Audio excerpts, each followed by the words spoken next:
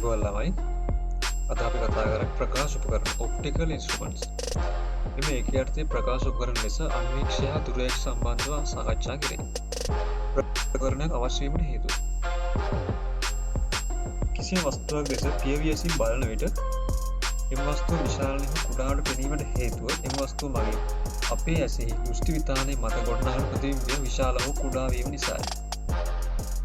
අනන්ත යන වස්තු මගින් ඇස මත ආපාදනය කරන කෝණය හෙවත් දෘෂ්ටි කෝණය රූප සටහන අනුව tan alpha h' බෙදීම a වෙනවා.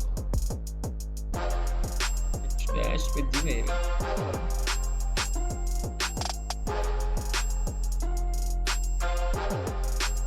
h' සමානයි a tan alpha වෙනවා. මේ අනුව දෘෂ්ටි විතානයේ මත ලැබෙන ප්‍රතිබිම්බය විශාල වීම සඳහා දෘෂ්ටි කෝණය ඇල්ෆා විශාල විය යුතුයි. මේ නිසා කිසියම් වස්තුවක් ලෙස පියවි ඇසින් බලන විට එම වස්තුව මගින් අපේ ඇස මත ආපාදනය කරන කෝණයට වඩා වැඩි කෝණයක් ඇස මත ආපාදනය කළ හැකි ප්‍රතිබිම්බයක් ඇස ඉදිරියේ සාදා දීම ප්‍රකාශ උපකරණ මගින් සිදු කෙරේ. හරි. අන්වීක්ෂය.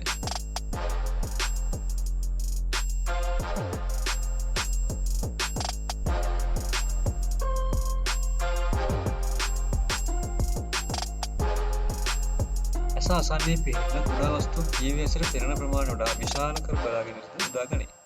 අන්වීක්ෂ කෝණයේ විශාලතා විශාල බලය. අන්වීක්ෂය තුලින් බලන විට අවසාන ප්‍රතිබිම්බය ඇසේ ආපාදනය කරන කෝණය හා විෂම දෘෂ්ටියේ අවම දුරේ ඇති විට ඇස මත ආපාදනය කරන කෝණය අතර අනුපාතයයි. කෝණ විශාල සමානයි. අන්වීක්ෂ තුලින් බලන විට අවපාද ප්‍රතිබිම්බය ඇසේ ආපාදනය කරන කෝණය බෙදීම විෂම දෘෂ්ටියේ අවම දුරේ ඇති වස්තුව ආපාදනය කරන කෝණය.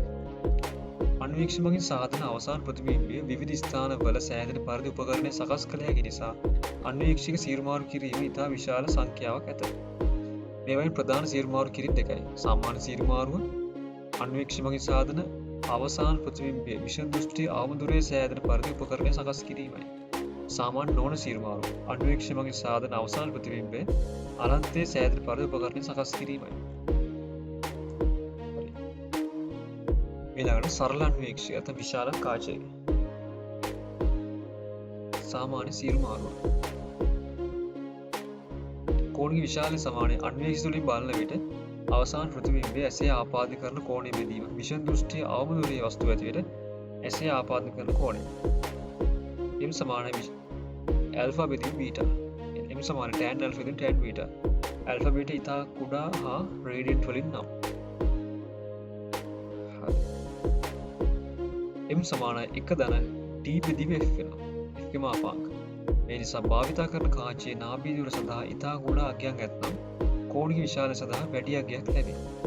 නමුත් කාචයක නාභී දුර අඩු වන විට පෘෂ්ඨවල වක්‍රතාව වැඩි නිසා එවැනි කාචවලින් සිදුවන ගෝලීය අපකිරණය වැඩි බැවින් එවැනි කාචවලින් නාභී දුර අඩු කර ගැනීමේ සීමාවක් ඇත. සරල අන්වීක්ෂයේ සාමාන්‍ය නොවන සීරුමාරුව කෝණී විශාලය අන්වීක්ෂයේ බලන විට අවසාන ප්‍රතිබිම්බය හා ආපාදනය කරන කෝණය බෙදී විෂම දෘෂ්ටියේ අවම දුරේ වස්තුව ඇති විට ඇසේ ආපාදනය කරන කෝණය m සමානයි t බෙදීම මාපාංක f වෙනවා. සරල අන්වීක්ෂය සාමාන්‍ය සීරුමාරුවේදී කෝණී විශාලය සාමාන්‍ය නොවන සීරුමාරුවේ කෝණී විශාලය වැඩි වීම වාසියක් වන. එවිට ප්‍රතිබිම්බය සෑදෙන්නේ විෂම දෘෂ්ටියේ අවම දුරේ බැවින් ප්‍රතිබිම්බය දෙස වැඩි කාලයක් නිරීක්ෂණය කරමින් සිටින විට ඇසට දැනෙන වේදනාව වැඩි. හරි. ළමයි බොහොම ස්තුතියි. තෙරුවන් සරණයි.